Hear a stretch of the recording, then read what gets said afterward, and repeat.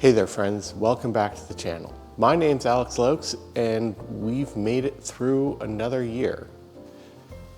And for me, it's been a very interesting year. I'm very happy with how my channel has gone. I've certainly expanded my subscriber base and my reach, and I'm working on my production. Yeah, I've made a bit of mistakes. I've missed a few things. There's been some audio level issues, but what else is new? So I've decided for the final video of this year to take you behind the curtain to show you the room where it happens, where the magic happens, my process for putting together videos. So let's get started.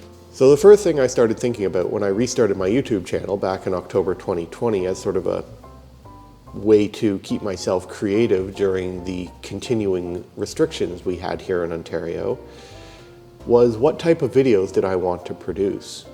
And I kind of narrowed it down to a handful. I have regular vlogs, which is where I can just talk about whatever, and I've used that to leverage how photography has helped me with my mental health through the restrictions and through the continuing pandemic to maintain a level of creativity and to separate myself from work and just being at home. And I've also added a few how-to videos where I show people a certain trick, technique, how to use a camera, my process for things. But there are two types of videos that I actually really like to produce. So the bread and butter of my channel are video reviews, and they are mostly cameras. And the reason is go with what you know. So I've been writing camera reviews since 2015. My style and methods have definitely improved over time, and I'm happy with they are now. So one of the things I decided when I started putting this channel together was that, yeah, camera reviews would be a big part of it.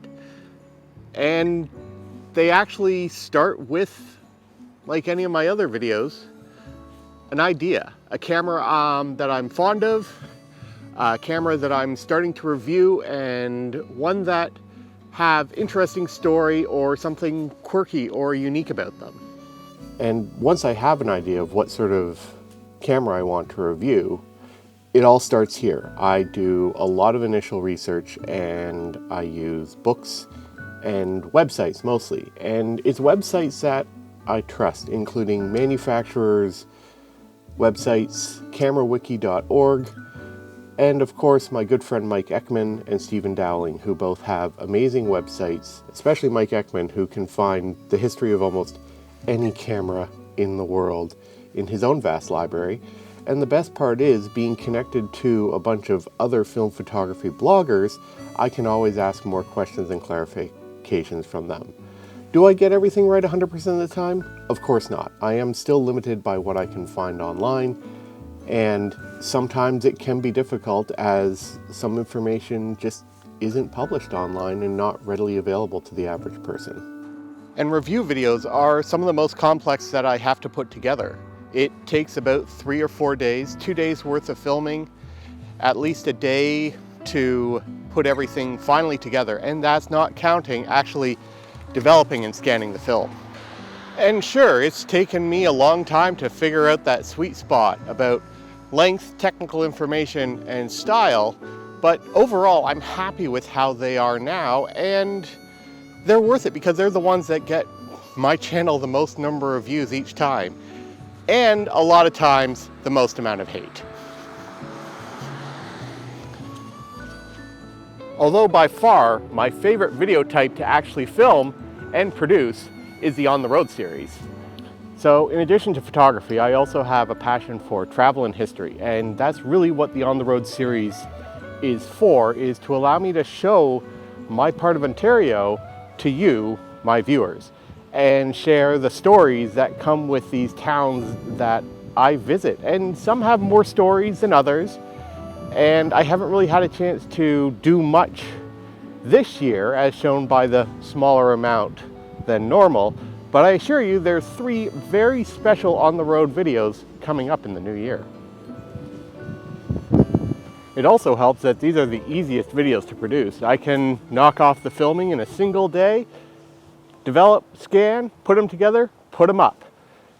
And very early on, I settled on the format of using my Mamiya M645. That gives me 15 frames, shoot 5, talk, shoot another 5, talk, done.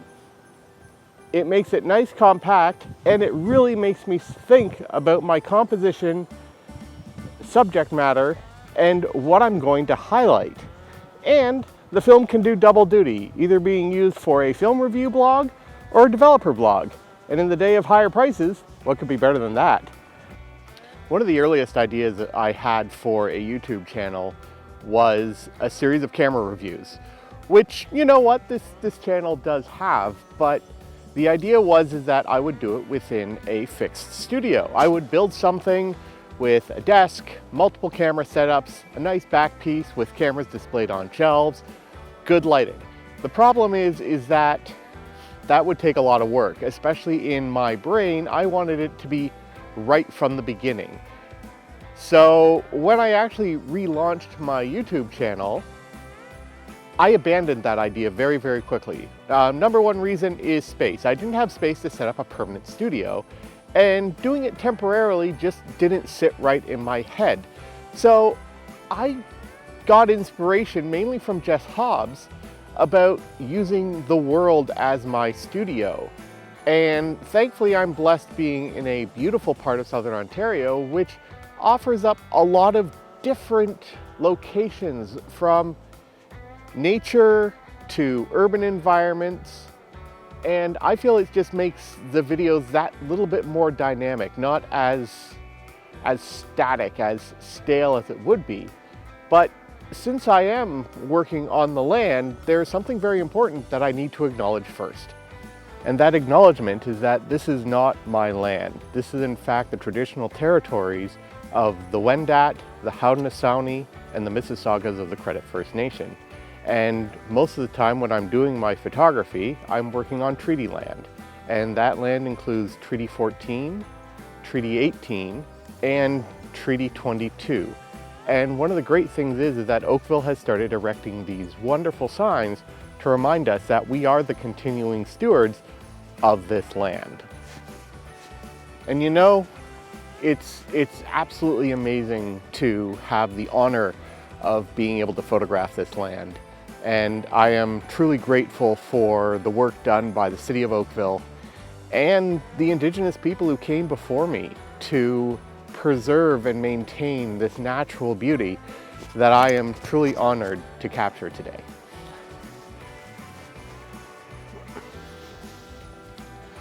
But not every video type can be filmed outside in the field. Sometimes you do need to do some stuff indoors, and that's where working at Sheridan has really come in handy for me. So in situations where I need such a space, I just find an unoccupied classroom. And sure, the room has changed over time. I've used an office that's empty, I've used a different classroom, but you know, as long as there's table space, good lighting, okay acoustics, and is relatively quiet and unoccupied, I can usually film uninterrupted here. So every video begins and ends with an idea. I usually keep track of these things in a simple Excel spreadsheet or a notebook. And from there I can begin to flesh out where I want this video to go, what sort of elements do I need in it, and of course, any research that needs to be done. And that's the easy part. The difficult part comes when I'm actually trying to film these videos.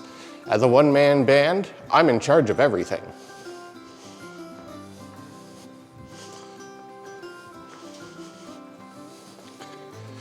So as you'd expect, things might get a little bit interesting in the field. And that's mainly because the 3 examples that I've had in my collection are all guest focus cameras. And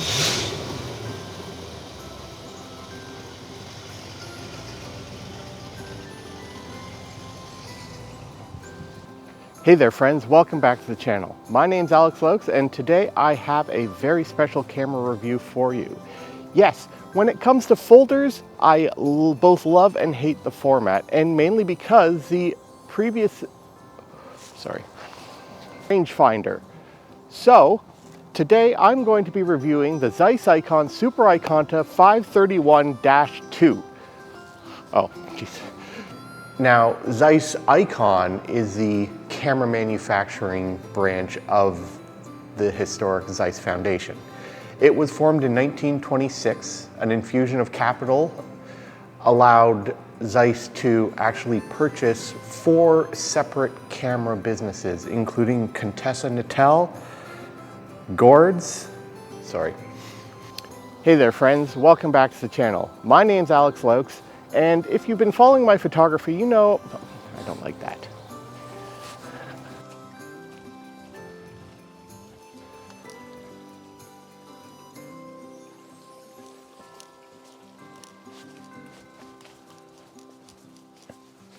And there we have it. All 3 of the main core monster films shot and shown. They are fun. Boutique films are always interesting because they really, no, sorry, that was terrible. It's not a perfect process and I've made a lot of mistakes, but I'm actually really happy with how I've managed to figure out being a one-man show. And it's given me greater respect for those who actually put the time and effort to have a crew helping them out, especially those working behind the camera. But let's be honest here for a minute. It's not always easy, and there are times when I just don't have that creative drive to get up, grab the gear, and head out into the field and actually be on for the camera. And sometimes I can delay video, sometimes I'm trying to figure out exactly how I want to approach this. And then there are other times when I'm just so full of ideas to bursting, I'm knocking off 2 or 3 videos in a month, and then just worrying about the editing process later. After I finally finish filming these videos, the next thing I think about is, of course, what mood do I want to portray with them? And that's where music comes into play. If there's one thing that can definitely help set the mood for a video, it's music. The problem is, I don't have the skills to create custom tracks for my videos all the time. So that's why I leave that stuff to the people who can. And yeah, a lot of it is generic royalty-free music from the YouTube Audio Studio, Epidemic Sound, and of course, my good friend Mike Gutterman. And if you want to use his music for your videos or podcasts, you can find a link in the description below to his Bandcamp. And you know, one of the best parts about working at Sheridan College is that I am constantly surrounded by creativity. Here at the Trafalgar campus, we have our film and television programs, our music theaters, and of course, the belle of our college, the animation program.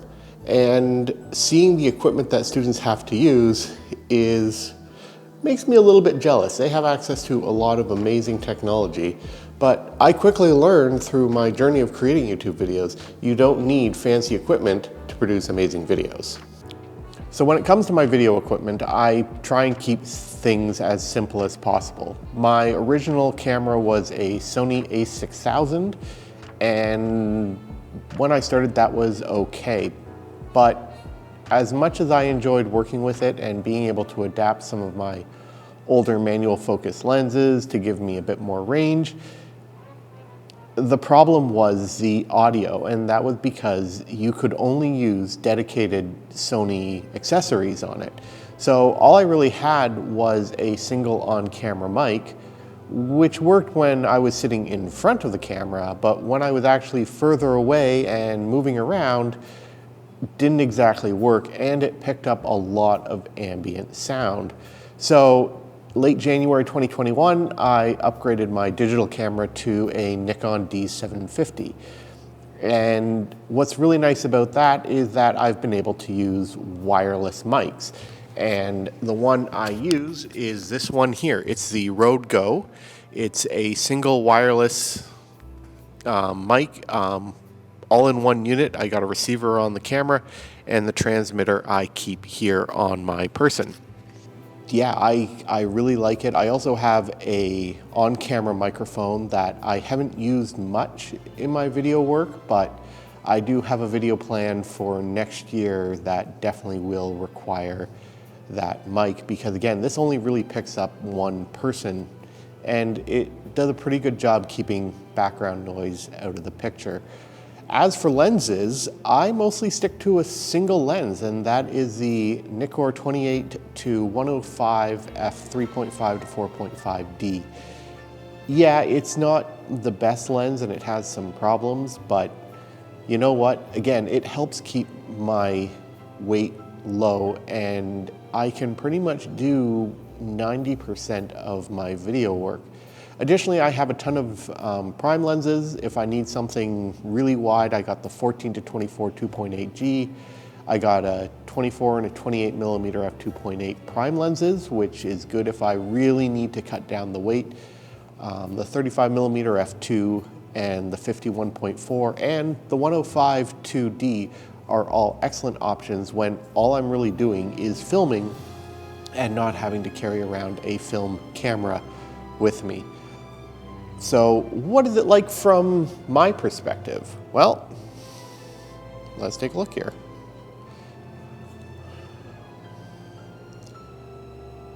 Yeah, sometimes I even film on my iPhone. And you know what? It does a pretty good job, and you can see right there in front of me is my D750 with the 105 f2 lens. And in general, it does a good job. And one thing that I haven't tried yet, but will definitely be working on in the new year, is using a handheld gimbal. Sure, this is a cheap one, but since it's the first time doing something using this, I think that's all I really need. So after all the filming's done and I've picked the movie, it's time to buckle down and get editing.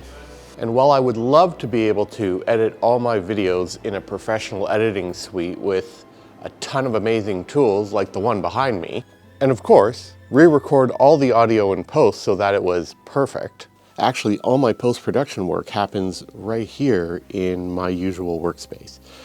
I just use a Precision Dell desktop, Adobe Premiere Pro, Adobe After Effects, and Adobe Photoshop to put together all the video, graphics, and animations. And After Effects is actually quite new, and I'm pretty happy with the results I'm getting. You've only seen them in this video, but you're going to see them a lot more going forward. Well, that covers it for this video. I hope you enjoyed seeing how I put these videos together, and maybe I've inspired you to start your own channel. And if you're thinking like, oh, you know, a lot of people do this, right? What is one more voice? Well, I thought that too when I first started blogging, writing camera reviews, writing film reviews, all my reviews, and putting together a YouTube channel. And you know what? I'm glad I did. And my message for you is that if you are thinking that your voice doesn't matter, I'm telling you that it does. The more people who are out here doing this, the more rich the film photography community is. And your views are unique. You are a unique individual. Only you have your personality, your knowledge, your understanding of knowledge, and your process. So hopefully this has inspired you to start either writing about your own photography or putting together simple YouTube videos. And you don't have to have expensive equipment to do that. If there's anything, you just need your phone and a bit of time. And you can put together amazing things for YouTube, for TikTok, for YouTube Short, for Instagram Reels, whatever medium you want to do.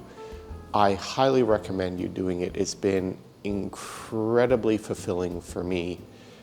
And despite the negative and the hate that I occasionally get on my channel and in my comments, for that, ignore them, delete them, let them pass from your mind, and you'll be much better for it. So until the new year, my friends, get out there, stay safe. Never ask how the sausages are made. You'll never eat one again.